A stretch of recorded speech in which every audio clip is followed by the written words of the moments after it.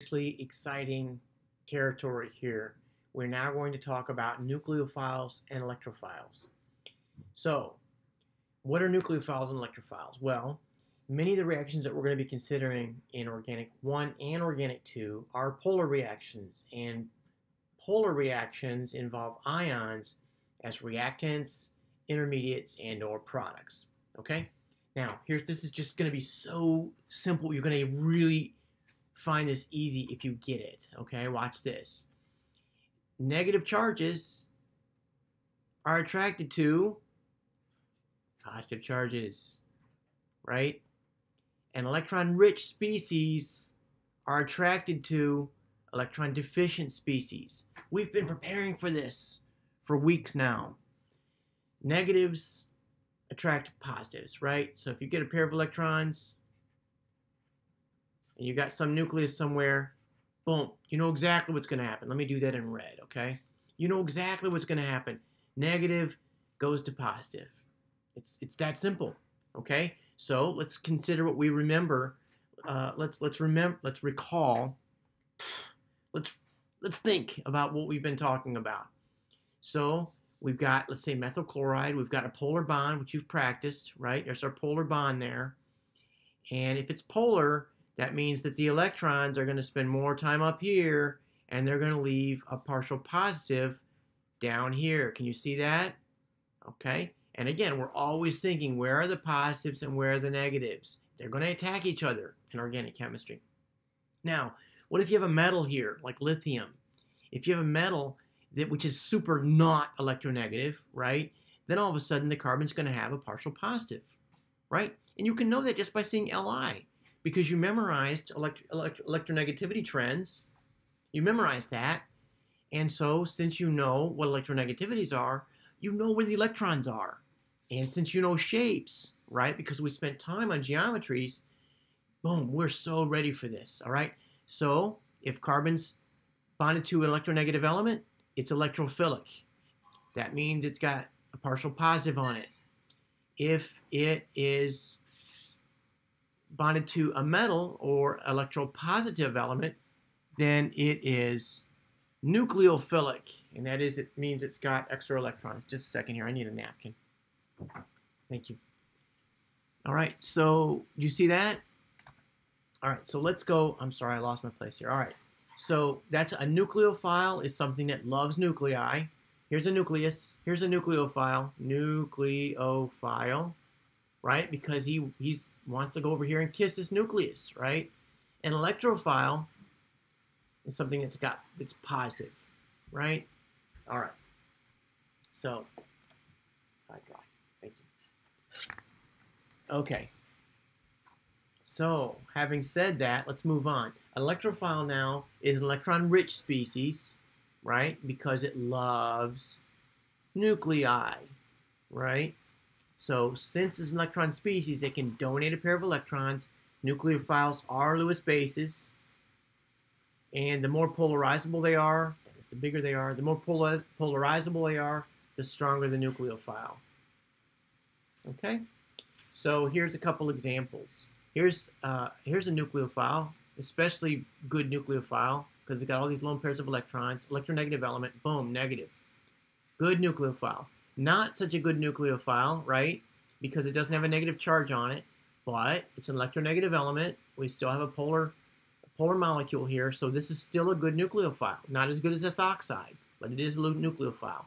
And look at here, we've got this pi system. Remember that a pi bond is you've got a molecular orbital above the plane here and one below the plane. So you've got lots of electrons here in the center. And so a pi bond looks super neutral, doesn't it? But it's still a good nucleophile because you've got this concentration of electrons above and below the plane. Here's a good nucleophile because you've got a carbon, which these electrons are this lithium chloride or methyl lithium actually sort of feels like it's got a lone pair of electrons on there with a minus charge, right? Because that lithium is a metal, so ready to bolt. So these are four good nucleophiles, right? Lone pair of electrons with a charge, pi electrons above and below the plane, and a high density of electrons on a carbon atom. Those are 4 good examples of nucleophiles. All right, an electrophile now can accept a pair of electrons, right? Of course. Electrophile can accept a pair of electrons. Excuse me 1 second. Cliff, do you mind taking that and tell them I'll be available in a minute. An electrophile can accept a pair of electrons. Electrophiles are Lewis acids, right? They're electron pair acceptors. And a carbocation is, excuse me for the distraction here. Sorry, my phone was ringing.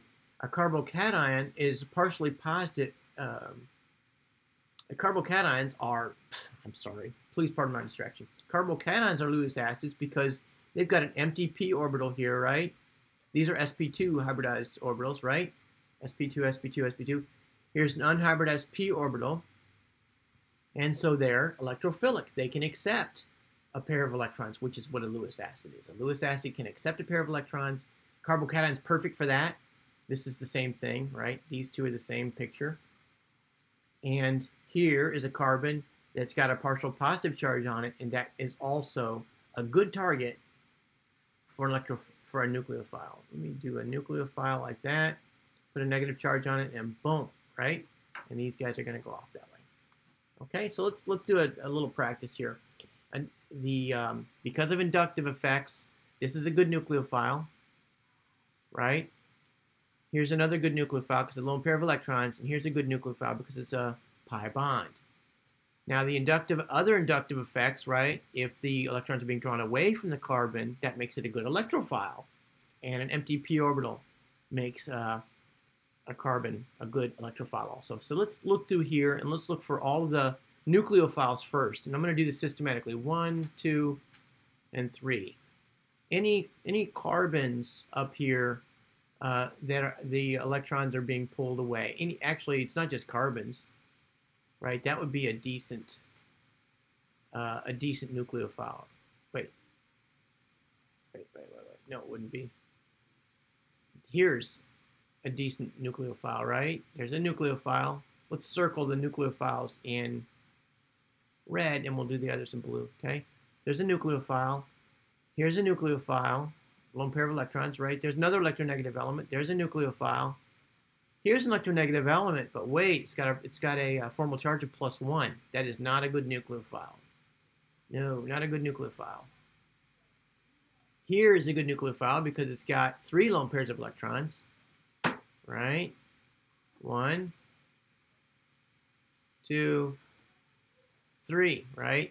So this is a good nucleophile, okay? Oh, and here's a double bond. There's a good nucleophile, right? This is not a good nucleophile because it's got this plus here, right? So this would be a decent nucleophile. All right, now let's go with electrophiles, and we'll do electrophiles in, let's say, blue squares. So electrophiles now are atoms that can accept electrons, right? There's one, a hydrogen bonded to an electronegative element. That can get attacked by a nucleophile, right? There's a carbon with a partial positive on it because it's next to an electronegative element. It's supposed to be squares here. That's not a very good square, is it? One of these hydrogens maybe get stripped off. Not very good, though, actually, right?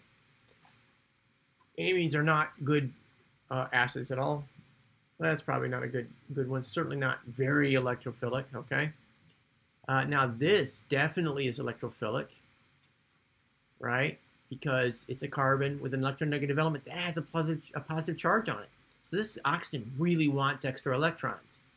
This is not a good electrophile because its octet is already filled. There's no empty p orbital here, right?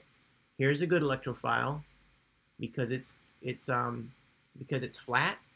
Okay, it's not as good as this one over here because of the electronegative element. All right.